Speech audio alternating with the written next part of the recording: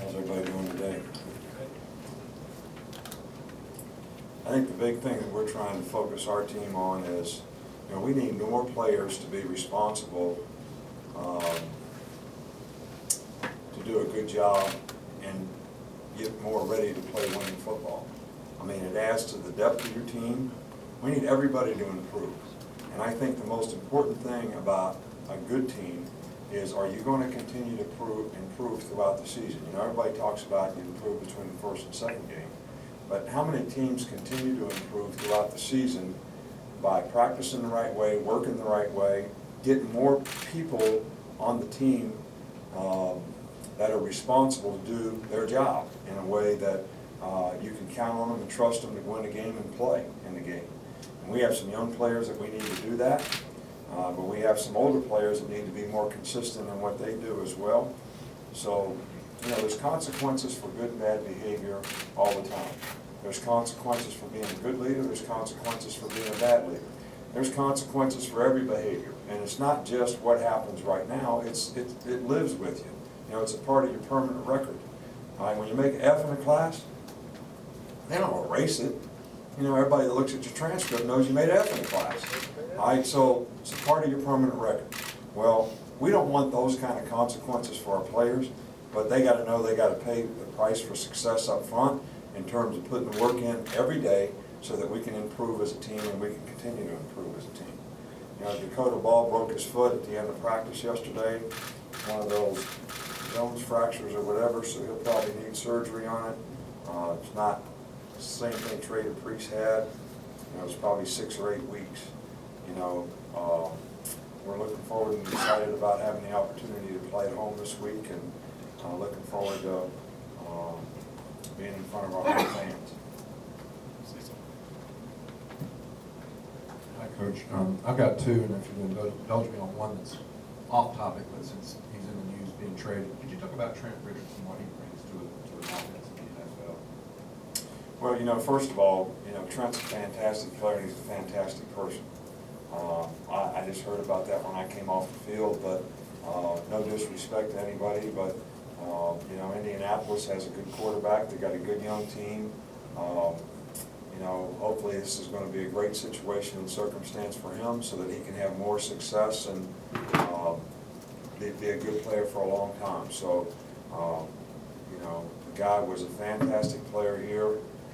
Never had anybody that contributed more to the team in terms of how he played as well as how he affected other people. So I think any organization, he would be a tremendous asset to any organization. Thank you for doing that, Coach. And also, back to this week, O.J. Howard seemed to really make an impact at tight end in his second game. And could you talk about his development in the tight ends in general, also Brandon?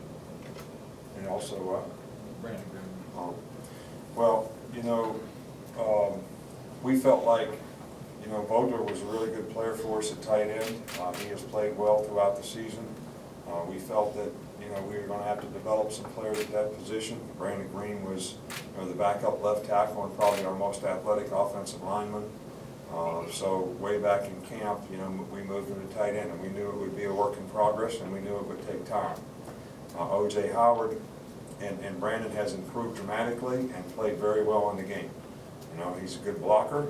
He's got really good hands, so he can catch the ball. He's not real fast. So it's given us two big guys that can play tight end, and it helps us in short yardage and goal line situations, and it certainly helps us run the ball.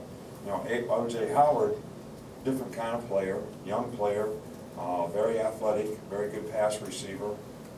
Has to get a little bigger and stronger, maybe work on his blocking a little bit, but he is tough, and he will try to get after you.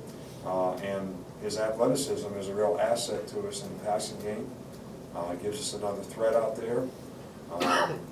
So, we're really pleased with his development. Both these guys are the kind of guys that I'm talking about. Are they going to continue to improve? I think how much they improve goes a long way to say how much we improve on offense.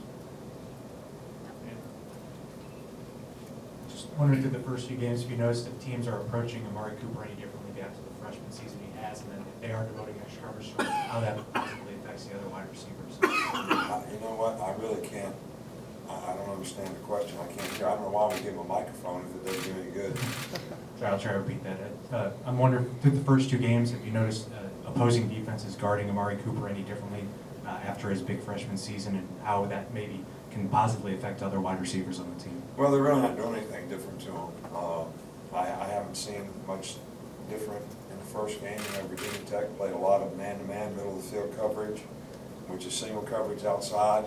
You know, they play some split safeties on third down. So they had, you know, somebody over and under them on third down. You know, last week they were doing everything they could do to stop the run, and we were able to throw the ball outside. And he had a couple other opportunities when we weren't able to take advantage of. But you know, Amari's worked really hard. We look for him to have a very, very good season. I think we have more weapons this year with all of our guys healthy, and I'm hopeful that we can utilize all those weapons. Just wondering how much more freedom does AJ have to change the play of the line that now is maybe, as opposed to maybe 2 or 3 years ago? We've always sort of packaged plays, and I think that you know, he does a really good job of it. We don't give him freedom to do it. It's packaged for him on a set of circumstances, and then he decides based on those circumstances what he should do. And he does a really good job of that. He's a very bright guy, really understands football well, understands what the other team's trying to do, does a good job of preparing. So most of the time, very seldom, do we not do the best thing that gives us the best opportunity. Now, sometimes we don't have the best plan, so it might not work, but it's not because he didn't put us in the right thing. Piggybacking off that a little bit, what does a player have to do, a quarterback, to get that kind of freedom to come to you and make a suggestion that I think this play would work? Well, it was one of the plays that we were considering running anyway. We considered throwing the ball on the down before. But you know what? I think that players in the game have a great feel for what's going to work. You know, so, you know, when I was in high school, I was a sophomore quarterback, and I used to call the plays. You know, I've told the story a lot of times when we had one play to win the game, 4th and 12, and the coach calls timeout, and I'm sending everybody in town's at the game, and I want him to call the play. He's asking me what I think. Sometimes players have a really good feel for what's happening in the game, maybe even better than you do as a coach. So I always listen, and I wish that players would give us more information in the game. You know, I think pro players really make you aware, because, you know, Jason Taylor comes off the field and says, you know, the tackle sitting deep and the guard sitting on the line, we should be running more me games. I'm listening, all right? The guy's been pass rushing for 13 years in the league. He knows more about it or as much about it as I do. So I think when you coach there, you trust in what players tell you and what they believe. And when you have veteran players that tell you things, I think you got to trust and believe in them. And, you know, I have a lot of faith, trust, and confidence in AJ.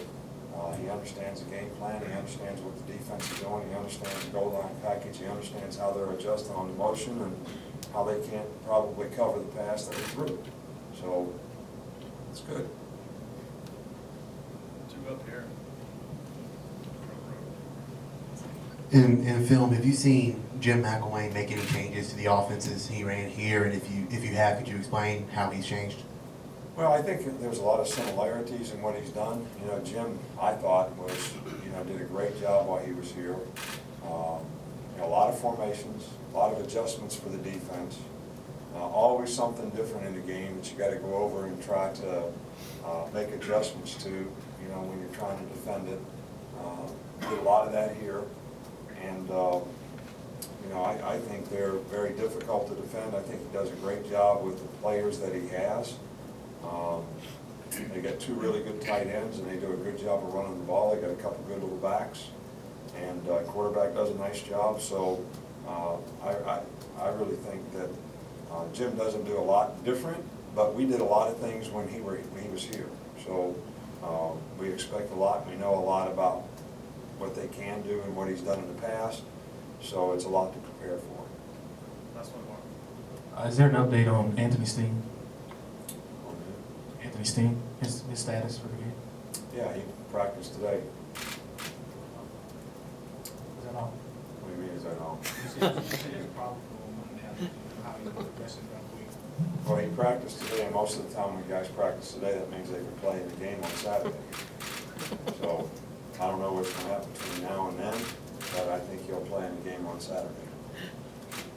Thanks, Coach. Thank you.